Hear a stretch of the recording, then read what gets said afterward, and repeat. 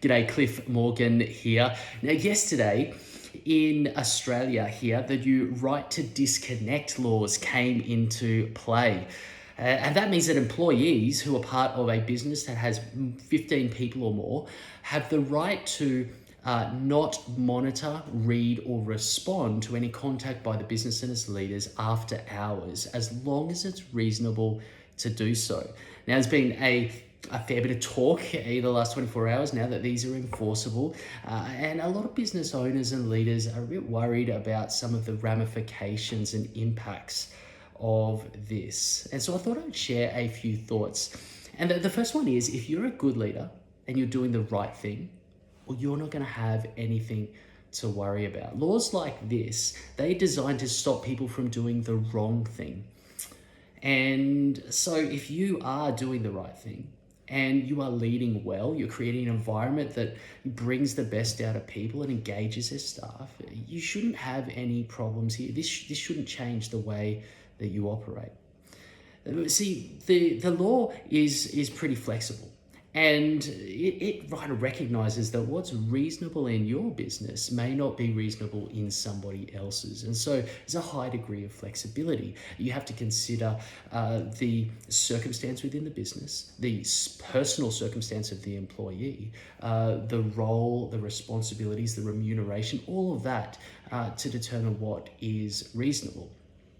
And that flexibility is great, but it also, there's a little bit of ambiguity, some uncertainty there as a result. See, what you don't want to do is wait for a problem to arise or a precedent to be set.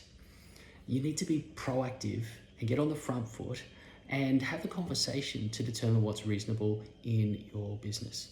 So if you wait for a problem to arise, and by this I mean a problem between you and one of your team members, you ask them to do something, you reach out and contact them after hours and they ignore it, and there's a negative outcome. Well, if you try to address the issue then, they're going to be on the defensive, you're going to be ticked off, and neither of you are going to be in the right headspace to negotiate the expectations in this space. A scenario like that's just going to put strain on your working relationship.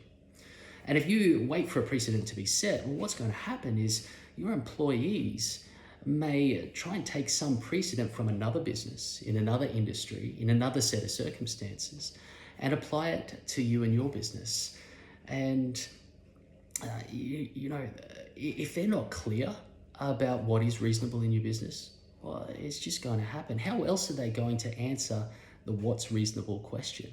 But you can avoid all of that by simply being proactive and initiating the conversation and having a discussion around what is reasonable contact in your business. See, if you wait for a problem to arise, well, you wait for the situation to be problematic, for emotions to be charged, and neither of you are going to be in the headspace to have the best conversation and deal with it and get a positive outcome. But if you are willing to have the conversation with your team while everybody's calm and got a cool head and a good headspace, well, the clarity of thinking is going to be much greater. The people are going to be more rational, more logical in the conversation, and they'll also be more lenient as well when you start negotiating the expectations around what is reasonable in your specific context. The clarity that your staff will have as a result will mean that there's greater confidence in communication, more alignment in approach, and there's a reinforcement of relationship. And that's going to be so much better for you and your team and your business. So what are you waiting for? Be proactive. Go and have the conversation this week.